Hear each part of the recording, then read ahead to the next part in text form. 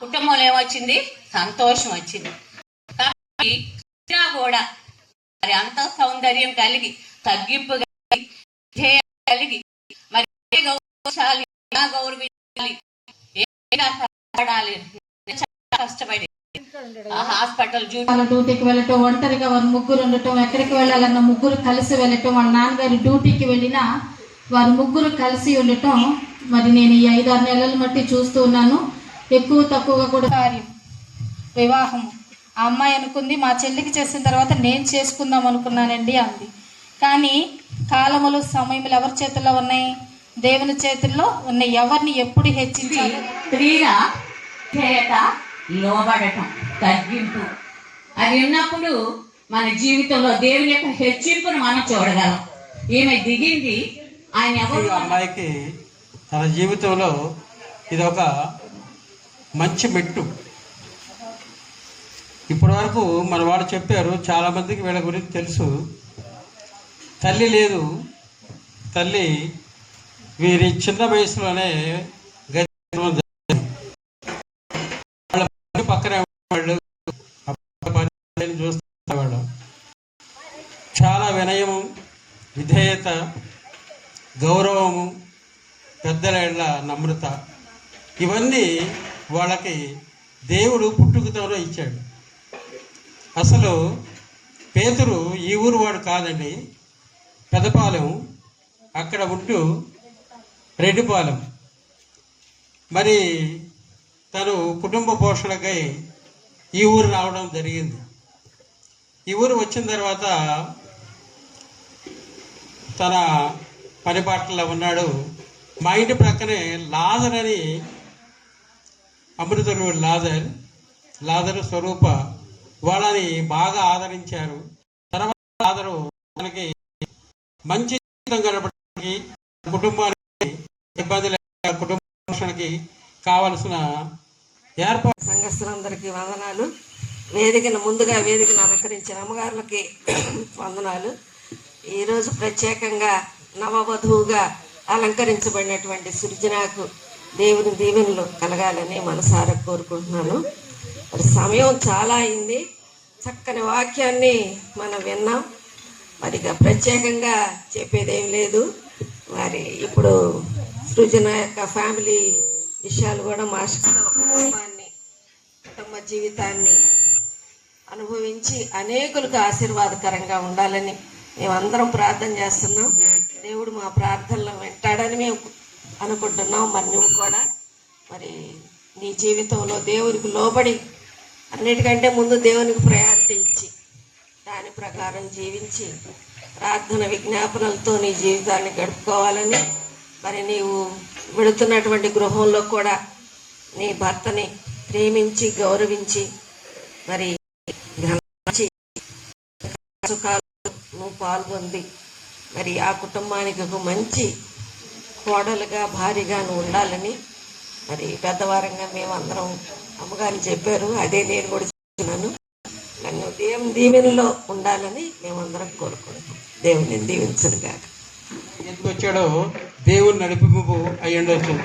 ఒక విధంగా వీళ్ళు అక్కడ ఉంటే ఈ ఎడ్యుకేషన్ కానీ, ఈ సమాజం కానీ, ఇలాంటి దేవుని సహవాసం కానీ వీళ్ళకి దొరుకుండేది కాదని నేను అనుకుంటున్నాను. అక్కడ ఇలాంటి వాతావరణం కాదు.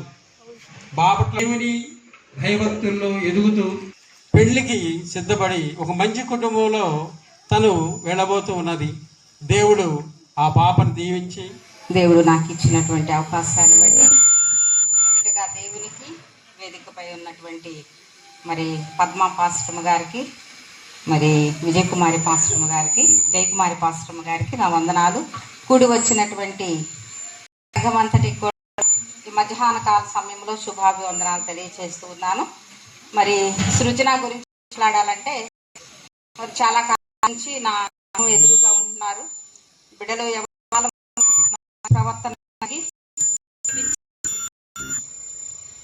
విధేయతలు కలిగి మాట జీవిస్తున్నటువంటి ఈ దినాల్లో అటువంటి బిడ్డలను కలిగి ఉన్న పేతురు ధన్యుడనే చెప్పాలి. మరి ఒక వాక్యాన్ని చదివి నేను ఈ గ్రీటింగ్స్ను ముగిస్తాను. సామెతల గ్రంథము 24వ అధ్యాయము 3, 4, 5 వచనాలు. జ్ఞానము వలన ఇల్లు కట్టబడును, వివేచన వలన అది స్థిరపరచబడును. తెలివి చేత దాని గదులు విలువగల రమ్యమైన సర్వ సంపదలతో నింపబడు. జ్ఞానము గలవాడు బలవాడుగాను, తెలివి గలవాడు బుద్ధిమంతుడుగాను. మరి సుజనాతున్నటువంటి ఈ గృహాన్ని వీడి అత్తగారింటికి వెళుతుంది కాబట్టి అక్కడ జ్ఞానము కలిగిన స్త్రీ తన ఇల్లు కట్టుకుంటుంది. అంటే శారీరకంగా ఈ లోకరీతిగా జ్ఞానం కలిగి ఉండాలి. అంతకు ముందు కంటే కూడా పరలోకమైనటువంటి సంబంధమైన ఆత్మీయ జ్ఞానాన్ని కలిగినప్పుడు ఆ ఇల్లు కట్టబడుతుంది. అంతేకాకుండా ఆ జ్ఞానం ఎవరంటే యేసుక్రీస్తు వారే జ్ఞానం. యేసుక్రీస్తు వారిని నమ్ముకొని ఆయన మీద ఆధారపడినట్లయితే నీకు జ్ఞానాన్ని ఇస్తాడు, వివేకముని ఇస్తాడు. నువ్వు కట్టుకున్నటువంటి ఆత్మీయ గృహం కానీ శారీరక గృహం కానీ జ్ఞానము కలిగి కట్టుకున్నప్పుడు దేవుడు నీకు వివేకాన్ని ఇచ్చి దాన్ని స్థిరపరుస్తాడు. ఆ స్థిరపరిచిన తర్వాత నీకు తెలివిని కూడా ఇస్తాడు. సలోమాను మహాజ్ఞాని ఏమడిగాడు? అంత పెద్ద రాజ్యానికి సామ్రాజ్యానికి చక్రవర్తి కాబోతున్నప్పటికి కూడా ఆయన అడిగింది కేవలము ఈ ప్రజలను పరిపాలించడానికి కావలసినటువంటి జ్ఞాన వివేకాలను మాత్రమే అడిగాడు.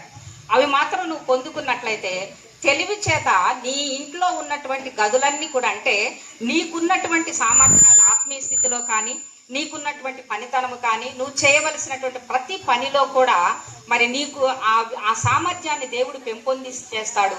అంతేకాకుండా తెలివి చేత దాని గదులు రమ్యమైనటువంటి సర్వ సంపదలతో, అంటే గొప్ప టాటా బిర్లానా అవుతావని అనుకోవద్దు, కానీ దేవుడు నీకు ఇచ్చిన దాంట్లో సమృద్ధిని ఇస్తాడు తప్పకుండా. ఆ సర్వ సంపదలు అంటే అవే. ఈ రోజున చక్కగా తిని సంతోషంగా నిద్రపోతున్నాము అంటే గనక అది దేవుడిచ్చినటువంటి కృప. అది చాలు. లక్షలు కోట్లు ఆస్తులు అవసరమే లేదు. నెమ్మది కలిగినటువంటి జీవితం, అది దేవుని మీద ఆధారం. జ్ఞానం కలిగిన వాడు బలవంతుడు. జ్ఞానం ఉన్నప్పుడు ఖచ్చితంగా మనం పేదరికంలో ఉన్నా, మధ్యస్థ స్థితిలో ఉన్నా కానీ బలవంతులంగా సంఘానికి కనపడతాము. తెలివి గల వారు శక్తిమంతులు, తెలివి కలిగినటువంటి వారు ఆ తెలివి చేత, బలము చేత, జ్ఞానము చేత మనం ఎదుటి వారికి శక్తిమంతులుగా అవుతాము. ఎదుటి వారి అందరి పట్ల కూడా తల ఎత్తుకొని నిలబడే వాళ్ళంగా ఉంటాం. కాబట్టి అలా మరి నీ వెళ్ళేటటువంటి మీ అత్తగారి గృహములో నిన్ను దేవుడు జ్ఞానముతోనూ, వివేకముతోనూ, తెలివితోనూ, శక్తిమంతురాలుగా, బలవంతురాలుగా, ఆత్మీయ స్థితిలోనూ, శారీరక స్థితిలోనూ, మానసిక స్థితిలోనూ నిలపాలని భగవంతుడిని ప్రార్థిస్తూ మరి అవకాశం ఇచ్చినటువంటి దేవునికి పాస్టర్లండి. ఇంతటితో శుభాకాంక్షలు ముగించడం జరుగుతూ ఉంది. త్వరగా లేచి రావాలండి. రాబో జీవితంలో వివాహమైన తర్వాత కుటుంబ వ్యవస్థలో తన తెలివిని బట్టి, యాక్చువల్లీ ఇదంతా కూడాను పేతురు యొక్క ధన్యత, నడిపింపు. ఈ పిల్లలు నాకు ఎక్కువ తెలియదు కనుక ఆశ్రమ గారికి నా కృతజ్ఞతలు తెలియజేస్తున్నాను. ఈ శుభ సందర్భంలో మరి శుభములు తెలియచేయటానికి అవకాశం ఇచ్చినందుకు వారికి వందనాలు తెలియజేస్తున్నాను. మరి ఈ సమయంలో మనందరం పెళ్లి కుమార్తెగా సిద్ధపడి మరి వివాహానికి కొరకు ఎదురు చూస్తూ మరి పైకి కనపడటం లేదు కానీ హృదయంలో ఎంతో సంతోషం, ఒక నిరీక్షణ, ఒక ఎదురు చూపు ఉంటుంది ప్రతి ఒక్క హృదయంలో కూడా. ఆ బిడ్డ హృదయం కూడా అలా ఎదురు చూస్తుందని అనుకుంటున్నాను. మరి ముఖ్యంగా దేవుని సన్నిధిని ఈ విధంగా ఏర్పాటు చేసుకొని తల్లుల యొక్క, అనేక మంది తల్లులు పెద్దల యొక్క దీవెనలతో ఆ బిడ్డ వైవాహిక జీవితంలో ప్రవేశించడానికి మరి చక్కని కార్యక్రమాన్ని ఏర్పాటు చేసుకున్నారు. అందుని బట్టి మంచి పెద్దల మనందరం విన్నాము. సృజన కూడా విని ఉంటుందని, మరి దేవుని మాటలన్నిటిని కూడా ఆయనలో ఉన్న వినయ విధేయతలు కానీ, తన కమిట్మెంట్, ఏ పని అయినా కూడా చాలా ఖచ్చితంగా చేస్తాడు పేతురు. అదే తల్లి లేనప్పటికీ కూడా అవలంబించిందని నేను అనుకుంటున్నాను. మిగిలిన ఇద్దరు పిల్లలు కూడా బాగా తెలియదు. తెలివితేటలే కాకుండా